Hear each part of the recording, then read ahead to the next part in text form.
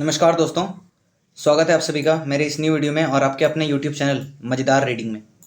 आज हम लोग करने जा रहे हैं class 7th NCERT chapter number 9 history की रीडिंग। ठीक है दोस्तों, मैं आपको ना ही ये चैप्टर समझाता हूँ और ना ही इसके नोट्स लिखवाता हूँ। मैं केवल आपके लिए रीडिंग करके देता हूँ ताकि बहुत से बच्चे जिनको कि रीडिंग की आदत नहीं है, जिनके पास टाइम नहीं है रीडिंग करने की, ठीक है, उनका आलसपन दूर हो सके और उनकी मदद हो सके, इसके लिए मैं रीडिंग करवाता हूँ। और जो एस्पिरेंट्स हैं यूपीएससी वगैरह के, जिनको कि टाइम नहीं मिल पा रहा है रीडिंग करने का, तो उनके लिए भी आसानी होगी, क्योंकि लगभग आधे घंटे 35 मिनट के टाइम पीरियड में मैं आपको एनसीईआरटी खासकर हिस्ट्री की रीडिंग करवा देता हूँ और आप पूरे चैप्टर से रूबरू हो जाते हैं। चलिए दोस्तों, बिना आपका ज़्यादा टाइम लेते हुए हम लोग शुरू करते हैं। Chapter number 9, the making of regional cultures. One of the most commonest ways of describing people is in terms of the language they speak. When we refer to a person as a Tamil or an Odia, this usually means that he or she speaks Tamil or Odia and lives in Tamil Nadu or Odisha. We also tend to associate each region with distinctive kinds of food, clothes, poetry, dance, music, and painting. Sometimes we take these identities for granted and assume that they have existed from the time immemorial. However, the frontiers separating regions have evolved over time and, in fact, are still changing.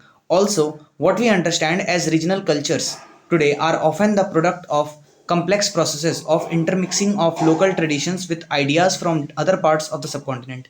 As we will see, some traditions appear specific to some regions, others seem to be similar across regions, and yet others derive from older practices in a particular area but take a new form in other regions.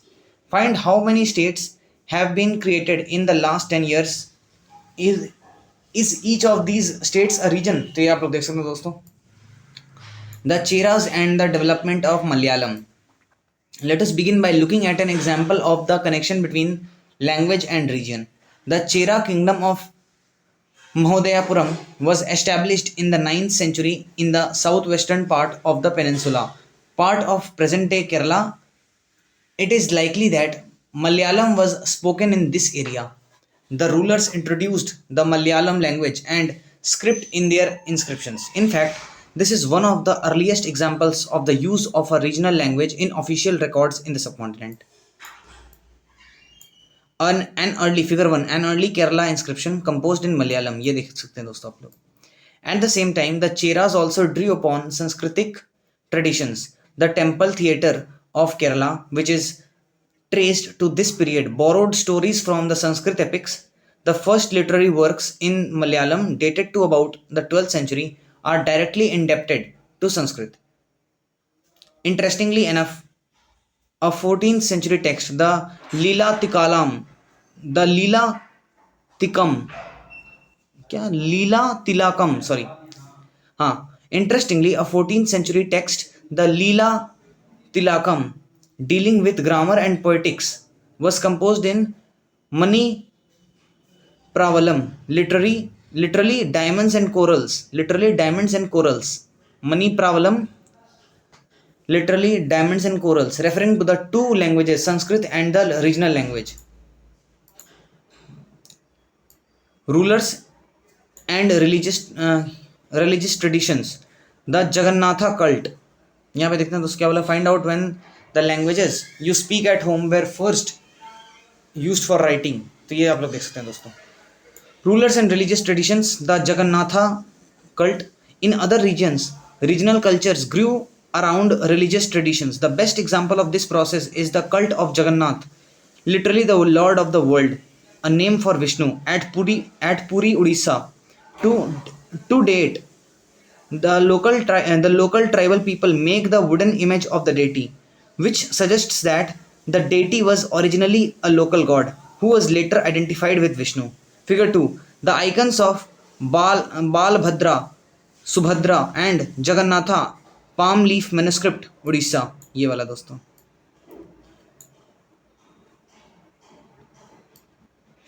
हाँ. In the 12th century, one of the most important rulers of the Ganga dynasty, Anantavarman, Anantavarman decided to erect a temple for Purushottam Jagannath at Puri. Subsequently, in 1230, King Ananga Bhima III dedicated his kingdom to the deity and proclaimed himself as the deputy of the god. As the temple gained in importance as a center of pilgrimage, its authority in social and political matters also increased. All those who conquered Odisha, such as the Mughals, the Marathas, and the English East India Company, attempted to gain control over the temple. They felt that this would make their rule acceptable to the local people. The Rajputs and traditions of heroism. In the 19th century, the region that constitutes most of the present day Rajasthan was called Rajputana by the British. While this may suggest that this was an area that was inhabited only or mainly by Rajputs, this is only partly true. There were and are several groups who identify themselves as Rajputs in many areas of northern and central India. And of course, there are several peoples other than Rajputs who live in Rajasthan. However, the Rajputs are often recognized as contributing to distinctive culture of Rajasthan. Jagannath temple पूरी ये है दोस्तों.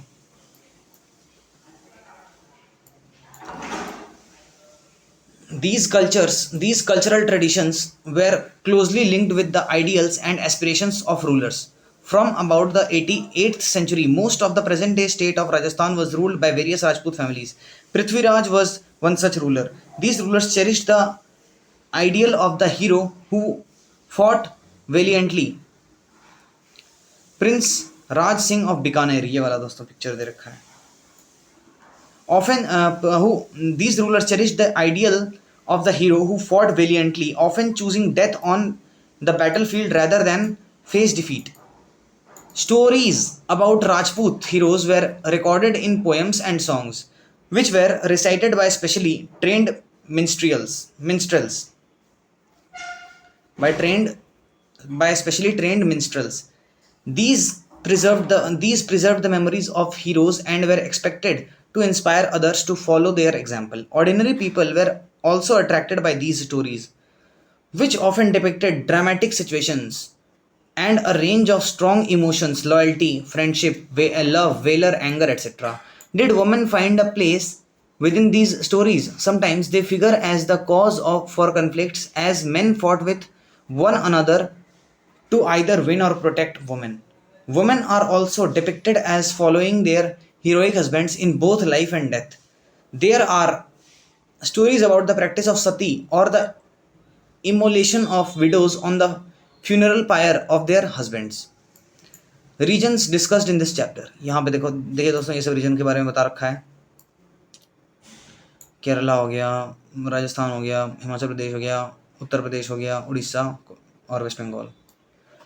चलिए दोस्तों, so those who followed the heroic ideal often had to pay for it with their lives. Beyond regional frontiers, the story of Kathak. If यहाँ पे क्या देख रखा है question, find out whether there are traditions of heroes और heroines in your town और village. What are the qualities associated with them, in what ways are these similar to और different from the heroic idols of Rajputs. देखते हैं दोस्तों, if heroic traditions can be found in different regions in different forms, the same is true of dance. Let us look at the history of one such dance form, Kathak, now associated with several parts of North India. The term Kathak is derived from Katha, a word used in Sanskrit and other languages for story. The Kathaks were originally a caste of storytellers in temples of North India who embellished their performances with gestures and songs. Kathak began evolving into a distinct mode of dance in the 15th and 16th centuries with the spread of the Bhakti movement. The legends of Radha Krishna were enacted in folk plays called Ras Leela, which combined folk dance with the basic gestures of Kathak story tellers. तो देखिए दोस्तों, English में ना क्या होता है, कुछ कुछ जैसे यहाँ पे देखो रासा लीला, तो आपको ही पता है रास लीला होता है, राधा कृष्ण का चीज़ होता है ना. तो राधा कृष्ण का जो स्टोरी वगैरह नाटक वगैरह जो होता है तो उसको क्या बोलते हैं, रासलीला बोलते हैं. लेकिन यहाँ पे क्या है, रासा लीला लिखा हुआ है. तो आप लोग इसको रासलीला भी बोलिए या रासा लीला बोलिए, कुछ भी बोलिए, दोनों ठीक है. मतलब दोनों आपको बस स्पेलिंग याद रहना चाहिए, सीधी बात. Under the Mughal emperors and their nobles, Kathak was performed in the court, where it acquired its present features and developed into a form of dance with a distinctive style. Subsequently, it developed into two traditions or gharanas, one in the courts of Rajasthan, Jaipur, and the other in Lucknow, under the patronage of Wajid Ali Shah, the last Nawab of Awadh. It grew into a major art form. By the third quarter of the 19th century, it was firmly entrenched as a dance form not only in these two regions but in the adjoining areas of present day Punjab, Haryana, Jammu and Kashmir, Bihar and Madhya Pradesh. ये देखिए दोस्तों, figure 5 में क्या दे रखा है, dance class Lakshmana temple Khajuraho में, ये दिखा रखा है डांस क्लास ऐसे होता था. Emphasis was laid on intricate and rapid footwork, elaborate costumes, as well as on the enactment of stories. Kathak, like several other cultural practices, was viewed with disfavor by most British administrators in the 19th and 20th centuries. However, it survived and continued to be performed by courtesans and was recognized as one of six classical forms of dance in the country after independence. Classical dances. The question of defining any art form as classical is often quite complicated. Do we define something as classical if it deals with a religious theme, or do we consider it classical because it appears to require a great deal of skill acquired through long years of training, or it is classical because it is performed according to rules that are laid down and variations are not encouraged? These are questions we need to think about.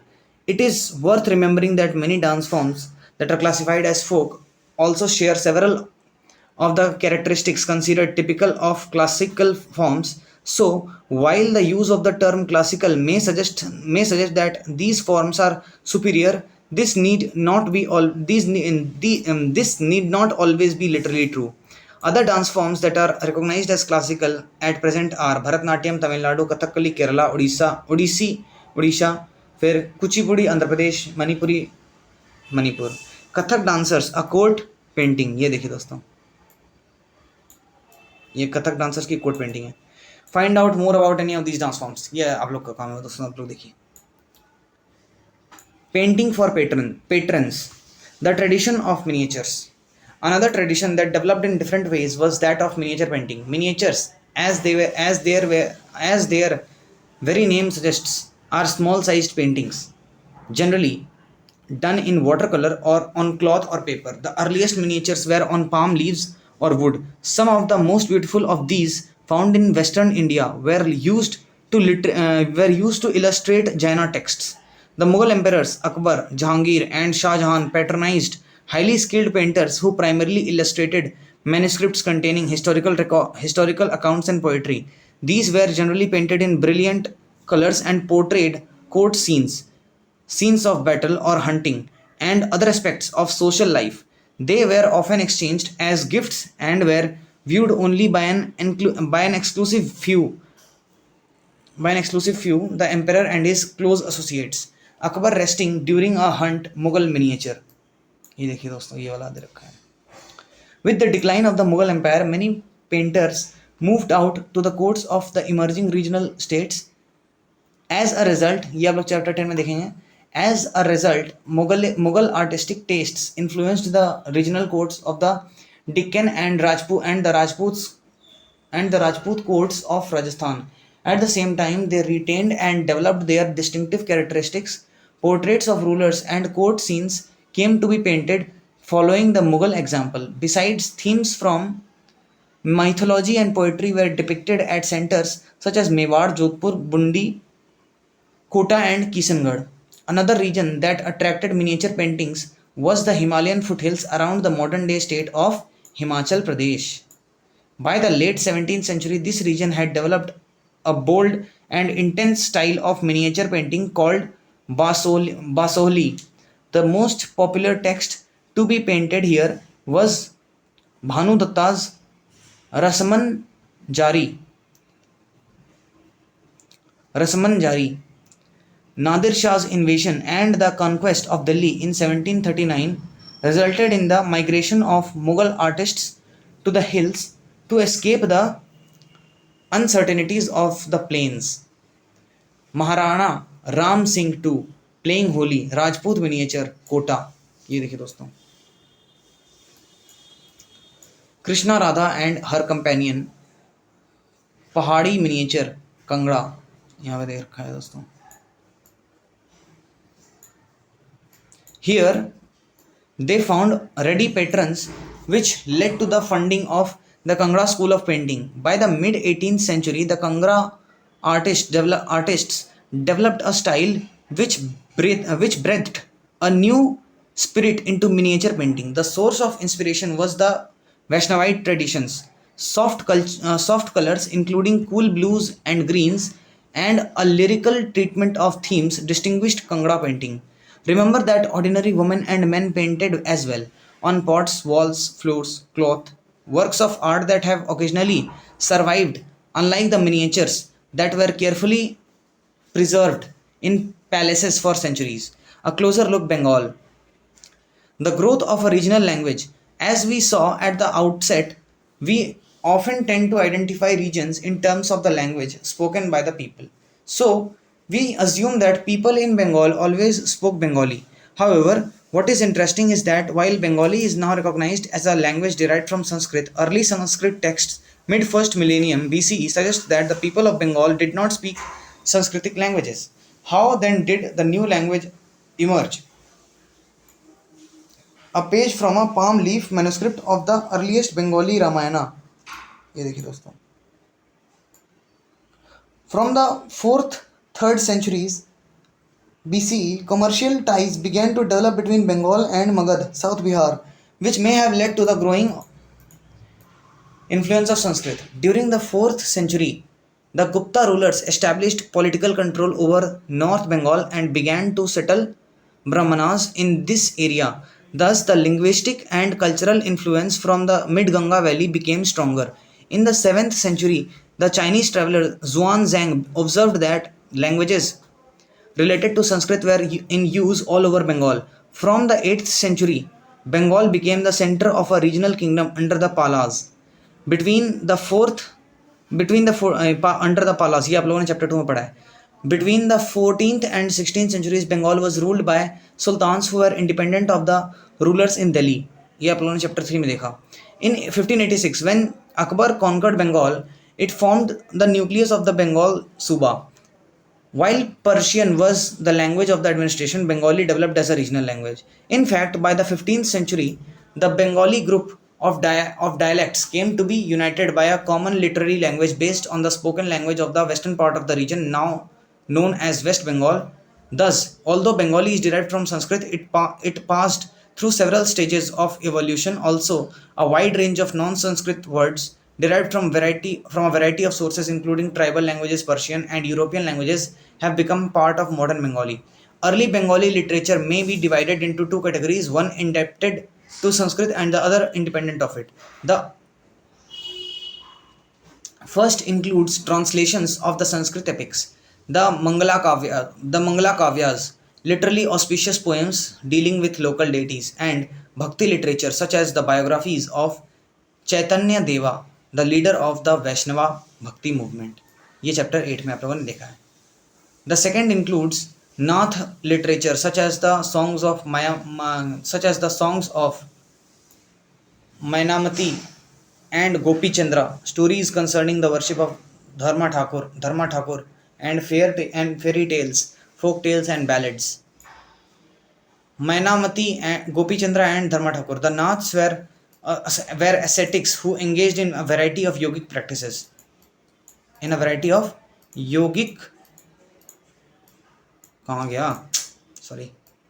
Practices. This particular song, which was often enacted, described how Mainamati, a queen, encouraged her son Gopi Chandra to adopt the path of asceticism in the face of a variety of obstacles. Dharma Thakur is a popular regional deity, often worshipped in the form of a stone or a piece of wood. The texts belonging to the first category are easier to date, as several manuscripts have been found indicating that they were composed between the late 15th and mid 18th centuries. Those belonging to the second category circulated orally and cannot be precisely dated. They were particularly popular in eastern Bengal, where the influence of Brahmanas was relatively weak. Why do you think the second category of texts which was not written down? तो ये आप लोग का दोस्तों सोचने की बात है, सोचिए.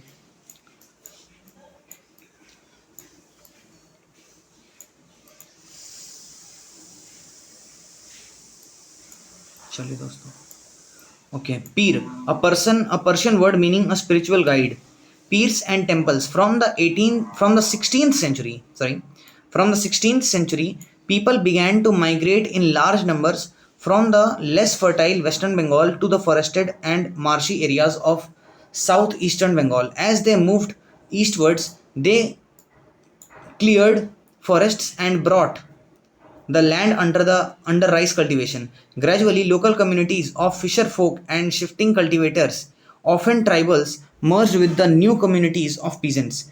This coincided with the establishment of Mughal control over Bengal, with their capital in the heart of the eastern delta at Dhaka.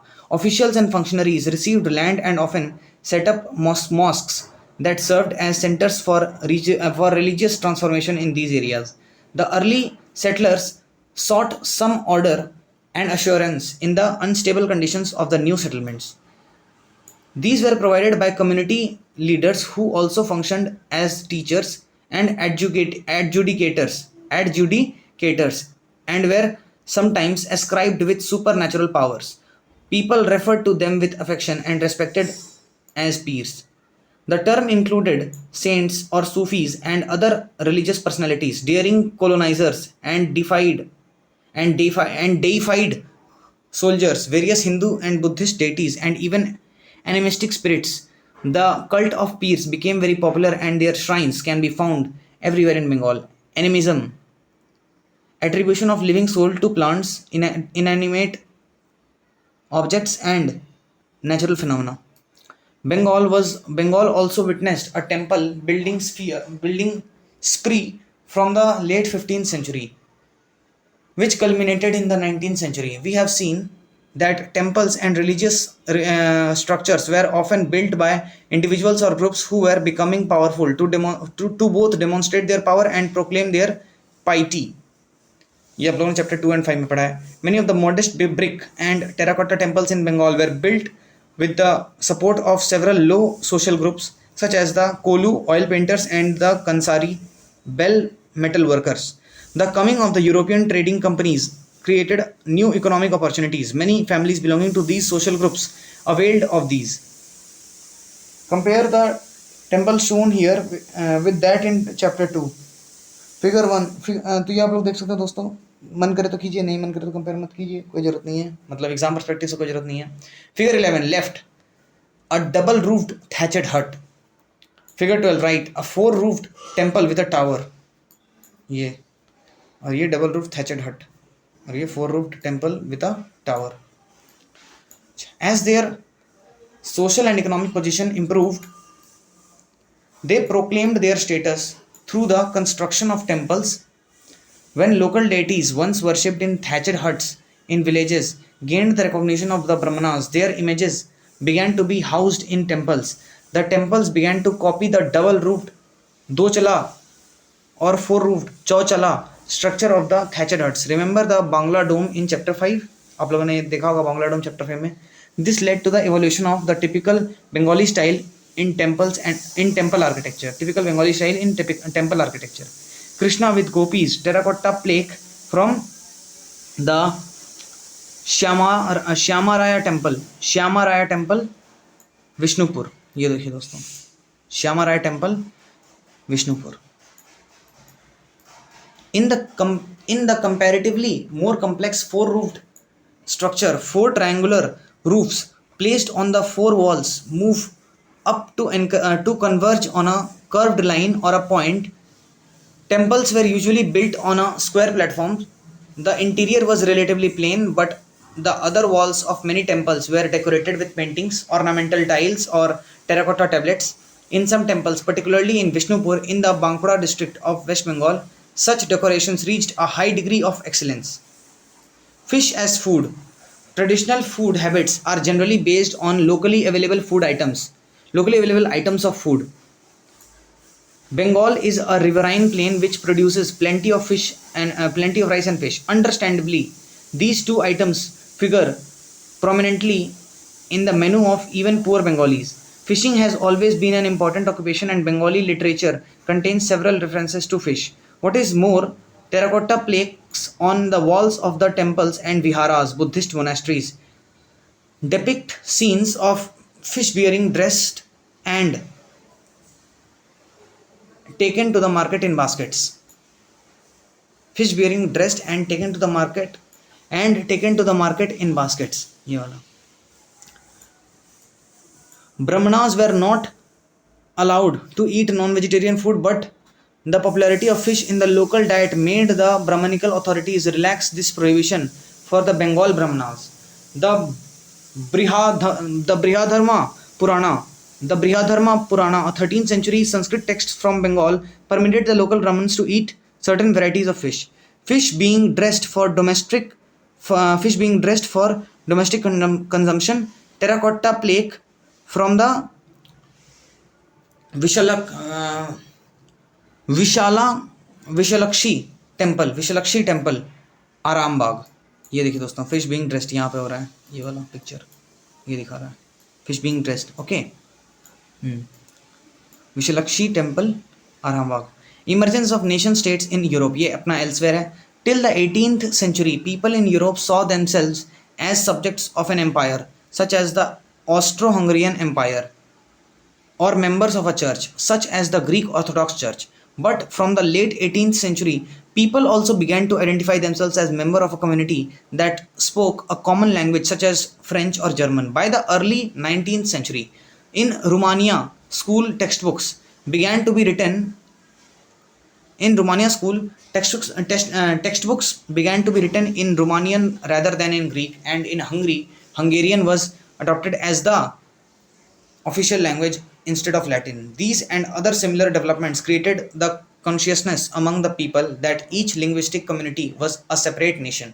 This feeling was strengthened by the movements for Italian and German unification in the late 19th century. ये आपका elsewhere था दोस्तों, मतलब बाकी दुनिया में क्या चल रहा है. इसी के साथ दोस्तों हमारा चैप्टर हो जाता है खत्म. हम लोगों ने इसे 27 मिनट्स 35 मतलब 27.5 मिनट में ख़त्म कर लिया दोस्तों. बहुत ही लंबा चैप्टर था. और दोस्तों आपसे यही बोलना चाहूँगा कि आप लोगों का बहुत बहुत शुक्रिया, आप लोग को बहुत बहुत बधाई हो कि आप लोग अंत तक टिके रहें दोस्तों.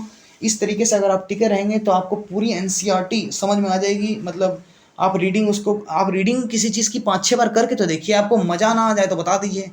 और आपको रीडिंग तो मैं खुद करवा रहा हूँ, मैं तो आपको कुछ करने के लिए बोल ही नहीं रहा हूँ. आपको बस मोबाइल पे खोलना है, कान में ईयरफोन डालना है या कान में हेडफोन डालना है, कुछ भी डालो कान में, बस सुनो ध्यान से. सुन लोगे ना भाई, हो जाएगा, मैं बता रहा हूँ. तो बस मेहनत करते रहो और समझदारी से मेहनत करते रहो. NCERT रीडिंग सुनते जाओ और अपने दोस्तों को भी सुनाते जाओ जो तुम्हारे बेस्ट फ्रेंड्स हैं. देखो दोस्तों, एक बात बता देता हूँ, जिसको तुम्हें शेयर करने का मन करे शेयर करो, जिसको ना मन करे मत करो, कोई दिक्कत नहीं. और मैं एक बात बता दूँ, आपको अगर मेरा एफर्ट्स पसंद आ रहा है तो आप लोग लाइक शेयर और सब्सक्राइब जरूर करें, क्योंकि मैं आपके लिए एकदम गर्मी में बना रहा हूँ भाई वीडियो, क्योंकि मैं पंखे बंद करके बनाता हूँ. वरना अगर पंखा चलाऊँगा तो आवाज़ आएगी पंखे की, जिससे डिस्टर्बेंस होगा और आप लोग सुन नहीं पाएंगे. तो थोड़ा सा मेहनत का फल दे आओ, मतलब फल आप लोग यही दे सकते हैं कि आप लोग लाइक कर दें, शेयर कर दें और सब्सक्राइब कर दें. चलिए दोस्तों, मिलते हैं नेक्स्ट वीडियो में. तब तक के लिए मैं आपको बेस्ट विशेस मेरे तरफ से, और मिलते हैं नेक्स्ट वीडियो में. Thank you and have a nice day.